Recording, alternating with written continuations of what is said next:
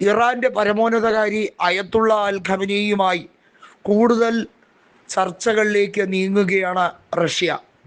നമുക്കറിയാം, നേരത്തെ തന്നെ ഇറാന്റെ ആണവ പദ്ധതികൾക്ക് റഷ്യ കൊടുത്ത പിന്തുണ അത് ഒന്നുകൂടി വർദ്ധിപ്പിക്കാൻ ഉതകുന്ന രീതിയിലുള്ള ഉഭയകക്ഷി ചർച്ചകളാണ് മുന്നോട്ട് കൊണ്ടുപോകുന്നത്. ആഭ്യന്തര പ്രശ്നങ്ങൾ അതിരൂക്ഷമായി ഇസ്രയേലിനെ സംബന്ധിച്ചിടത്തോളം അവർക്ക് ഇപ്പോൾ നെതന്യാഹുവിനെ എങ്ങനെയും ആ സ്ഥാനത്ത് നിന്ന് നീക്കണമെന്ന ആഗ്രഹം ശക്തമാകുമ്പോൾ അമേരിക്കൻ ഇടപെടൽ കൊണ്ടൊന്ന് മാത്രമാണ് ഇപ്പോഴും നെതന്യാഹു പിടിച്ചു നിൽക്കുന്നത്. പക്ഷേ ഇറാനോട് ഇനി യുദ്ധമുഖത്തേക്ക് നീങ്ങാൻ ഇസ്രയേൽ ഒന്ന് ഭയക്കും. കാരണം തൊട്ടപ്പുറത്ത് റഷ്യയാണ്.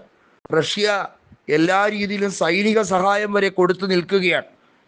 നമുക്കറിയാം, പെൻറ്റഗണും മൊസാദും ഒരുമിച്ചിനി വന്നാൽ പോലും റഷ്യയുടെ സഹായമുള്ളത് കൊണ്ട് അത്ര എളുപ്പത്തിൽ ഇറാനെ കീഴ്പ്പെടുത്താനോ ഇറാനെ തകർത്തെറിഞ്ഞുകൊണ്ട് ഇറാനെ മുട്ടുകുത്തിച്ചുകൊണ്ട് അവരെ കൊണ്ട് ബലമായി പുതിയ ന്യൂക്ലിയർ ഡീലിലേക്ക് അമേരിക്കയ്ക്ക് ഒപ്പുവെക്കാനോ ഒന്നും കഴിയില്ല. കാരണം ഇറാൻ റഷ്യയുമായാണ് പുതിയ കരാറുകളിലേക്ക് ഒപ്പുവെക്കാനും പുതിയ പദ്ധതികളിലേക്ക് നീങ്ങാനും ശ്രമിക്കുന്നത്. സംയുക്തമായി റഷ്യയോടൊപ്പം തന്നെ ബഹിരാകാശ പ്രവർത്തനങ്ങളുമായി ബന്ധപ്പെട്ട ചില വിഷയങ്ങളിലും ഇറാനെ ഒപ്പം കൈപിടിച്ച് കയറ്റാൻ ശ്രമിക്കുന്നുണ്ട് റഷ്യ. ഇത് ഭാവിയിൽ ഇറാന്റെ വലിയ വികസനത്തിന് കാരണമാകും എന്നുള്ളത് എല്ലാവർക്കും അറിയാം. ചബഹർ പോർട്ടിൽ റഷ്യക്ക് ഇൻവെസ്റ്റ്മെൻ്റ് ഉണ്ട്, താല്പര്യങ്ങൾ നിരവധിയാണ്. അതുപോലെ തന്നെയാണ് ഹോർമുസ് കടലിടുക്കിൻ്റെ വിഷയവുമായി ബന്ധപ്പെട്ട് അതിൻ്റെ നിയന്ത്രണ വിഷയത്തിലും റഷ്യയുടെ ചില നിബന്ധനകൾ ഇറാൻ അംഗീകരിക്കാൻ തയ്യാറാവുകയാണ്.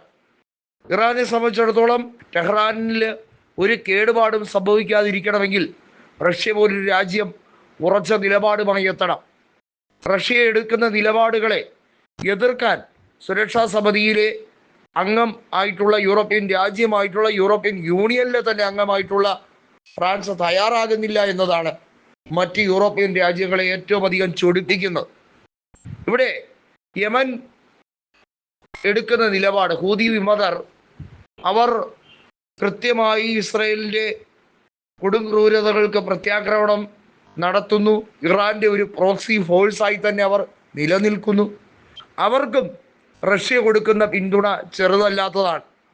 അവരുടെ നിലവിലുള്ള സൈനിക വിഷയങ്ങളിൽ പോലും റഷ്യ പല ഇടപെടലുകൾ നടത്തുന്നുണ്ട് എന്നുള്ളത് ഹൂതികൾക്കും വലിയ ആശ്വാസം പകരുന്നൊരു കാര്യമാണ്.